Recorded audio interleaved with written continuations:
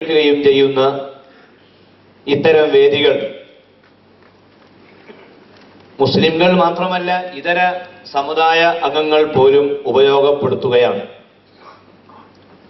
Dubai ഭരണാധികാരികൾ മലയാളികൾക്ക് വേണ്ടി ഒരുക്കിയ ഈ വിജ്ഞാന വിരുന്നിൽ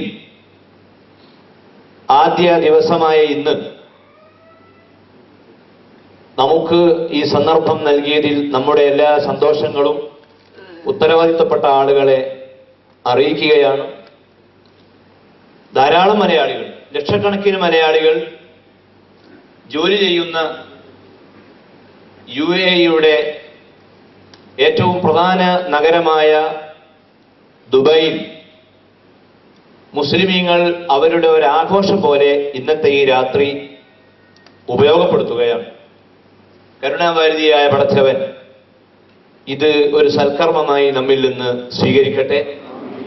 വിശുദ്ധ ഖുർആനിനെയും ഇസ്ലാമിനെയും കൂടുതൽ പഠിക്കുവാനും അത് ഉപയോഗപ്പെടുത്തി ജീവിതം ഭാസുരമാക്കുവാനും അവൻ നമ്മെ അനുഗ്രഹിക്കട്ടെ എന്ന് ആദ്യമായി പ്രാർത്ഥിക്കുകയാണ്. വളരെ വിശാലമായ അർത്ഥത്തിലുള്ള കുറേ കാര്യങ്ങൾ ഈ വേദിയിൽ നമുക്ക് ചർച്ച ചെയ്യാനുണ്ട്. നമ്മുടെ പ്രസ്ഥാനത്തിൻ്റെ സംസ്ഥാന അധ്യക്ഷൻ പൊന്മള അബ്ദുൽ ഖാദിർ മുസ്ലിയാർ, പേരോട് അബ്ദുറഹ്മാൻ സഖാഫി തുടങ്ങിയ പണ്ഡിതന്മാർ, ജനനേതാക്കൾ, UAE-യുടെ വിവിധ എമിറേറ്റുകളിലെ പ്രാസ്ഥാനിക നായകന്മാർ എല്ലാവരും പങ്കെടുക്കുന്ന ഈ വേദി പ്രസ്ഥാനത്തിൻ്റെ ഒരു ഔദ്യോഗിക സംരംഭമായി നാം കാണുന്നു. ജോലി ചെയ്യുന്നതിനിടയിൽ ജീവിതത്തിൻ്റെ രണ്ട് അറ്റങ്ങൾ കൂട്ടി മുട്ടിക്കുവാനുള്ള തത്രപ്പാടുകൾക്കിടയിൽ മതപരമായ അറിവുകൾ കൂടുതൽ ഉൾക്കൊള്ളാൻ, പഠിക്കുവാൻ സാധാരണക്കാരായ ആളുകൾക്ക് പലപ്പോഴും കഴിയാതെ വരുന്നു എന്നത് ആധുനിക ഇസ്ലാമിക സമൂഹം നേരിടുന്ന ഒരു പ്രധാന പ്രശ്നമാണ്. ഖുർആനിനെ സംബന്ധിച്ച് പറയുമ്പോൾ വിശുദ്ധ ഖുർആൻ എല്ലാ അർത്ഥത്തിലും അത് മറ്റെല്ലാ വേദഗ്രന്ഥങ്ങളെയും അതിജയിച്ചുകൊണ്ട് അത് മുന്നോട്ട് നീങ്ങുകയാണ്. അത്തരം ഒരു വേദഗ്രന്ഥത്തിന്റെ അനുയായികളായി ജീവിക്കുവാൻ കഴിയുന്നതിൽ ആദ്യമായി നാം അഭിമാനിക്കുക. ഖുർആന്റെ വാർഷികമാണ് റമദാനിൽ ആചരിക്കുന്നത്. ഓരോ വർഷവും ഈ ആചരണം നടക്കുമ്പോൾ ഖുർആനിനെ പറ്റി മനസ്സിലാക്കാൻ കഴിയുന്ന ഇതര മത സമുദായങ്ങളിൽപ്പെട്ട ധാരാളം ആളുകൾ വിശുദ്ധ മതത്തിന്റെ സന്ദേശം ഉൾക്കൊണ്ട് ഇസ്ലാമിലേക്ക് വന്നുകൊണ്ടിരിക്കുകയാണ്. കഴിഞ്ഞ 2 ആഴ്ച മുൻപ് ഒരു ക്രൈസ്തവ സഹോദരൻ, ഒരു റവറന്റ്, അയാൾ ക്രൈസ്തവ ആദർശങ്ങളെ എങ്ങനെ പ്രചരിപ്പിക്കണം എന്നത് സംബന്ധമായി വൈദിക പഠനത്തിൽ ബിരുദം വാങ്ങിയ ഒരു വ്യക്തിയാണ്. അദ്ദേഹം ഇസ്ലാം സ്വീകരിക്കുകയും മുന്നോട്ടുള്ള തൻ്റെ പ്രയാണത്തിൽ മതപരമായ കൂടുതൽ അറിവ് ഉൾക്കൊള്ളാനുള്ള മാർഗങ്ങൾ ഈ വിനീതനോട് ആരായുകയും ചെയ്തത് ഞാനിവിടെ അനുസ്മരിക്കുകയാണ്. ഇത് കൊച്ചു കേരളത്തിൻ്റെ അവസ്ഥ മാത്രമല്ല, ലോകം മുഴുക്കെ ഖുർആനിന് അനുയായികൾ വർദ്ധിച്ചുകൊണ്ടിരിക്കുകയാണ്. എന്തുകൊണ്ട് എന്ന് അന്വേഷിച്ചാൽ നമുക്ക് വളരെ വ്യക്തമായ മറുപടി കണ്ടെത്താൻ കഴിയും.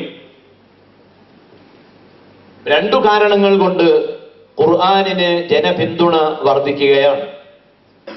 ഒന്ന്, നൂറ്റാണ്ടുകൾ പഴക്കമുള്ള ഒരു വേദഗ്രന്ഥം, 1500 വർഷത്തെ പഴക്കമുള്ള ഒരു വേദഗ്രന്ഥത്തെ, അത്തരമൊരു വേദഗ്രന്ഥത്തെ സംബന്ധിച്ച് നാം ആലോചിക്കുമ്പോൾ ഏതൊരു വേദഗ്രന്ഥമാകട്ടെ അത് പഴക്കം ചെല്ലും തോറും അത് കൂടുതൽ വെല്ലുവിളികൾ നേരിടുകയും അതിന്റെ പ്രസക്തി ചോദ്യം ചെയ്യപ്പെടുകയും ചെയ്യും എന്നത് സ്വാഭാവികമാണ്. പക്ഷേ ഖുർആനിനെ സംബന്ധിച്ച് പറഞ്ഞാൽ അതിന്റെ ഭാഷാപരമായ ശൈലി, അതിന്റെ ആശയപരമായ പ്രൗഢി, ആ ഖുർആന്റെ ഉള്ളടക്കത്തിന്റെ സമഗ്രത, അതെല്ലാം തന്നെ മറ്റൊരു വേദഗ്രന്ഥത്തിനും അവകാശപ്പെടാൻ കഴിയാത്ത അത്രയും അതുല്യമായ രൂപത്തിൽ നിലകൊള്ളുകയാണ്. ഖുർആന്റെ അത്ര പഴക്കമുള്ള വേറെ ഏതെങ്കിലും ഒരു വേദഗ്രന്ഥം ഇത്രയും കാലം അതിന്റെ ഭാഷയിലും ശൈലിയിലും പുതുമ നിലനിർത്തിക്കൊണ്ട് നിലനിൽക്കുന്നുണ്ടോ എന്ന് അന്വേഷിച്ചാൽ അതിന്റെ ഉത്തരം വളരെ ലളിതമാണ്. നമ്മുടെ മലയാള സാഹിത്യം തന്നെ ഉദാഹരണം പറഞ്ഞാൽ, മലയാള സാഹിത്യം ഇന്ന് നാം പരിചയപ്പെടുന്ന മലയാള സാഹിത്യവും കേവലം 100 വർഷം മുൻപുള്ള മലയാള സാഹിത്യവും തമ്മിൽ വളരെയേറെ വ്യത്യാസമുണ്ട് എന്ന് മാത്രമല്ല, 100 വർഷം മുൻപ് പ്രസിദ്ധീകരിച്ച മലയാളത്തിലുള്ള കൃതികൾ ഇന്ന് മ്യൂസിയത്തിൽ വെക്കാൻ മാത്രമേ കൊള്ളൂ.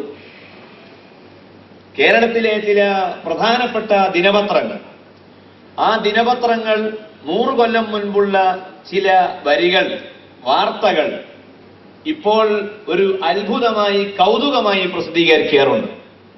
100 കൊല്ലം മുൻപ് മനോരമയിൽ, മാതൃഭൂമിയിലൊക്കെ വന്ന മലയാളം ഇപ്പോൾ ആർക്കും മനസ്സിലാവാത്ത, മലയാള സാഹിത്യവുമായി ഒരിക്കലും യോജിക്കാത്ത, ആധുനിക കാലഘട്ടത്തിന്റെ ശൈലിയോ ഭംഗിയോ ഉൾക്കൊള്ളാത്ത, കേവലം മ്യൂസിയത്തിൽ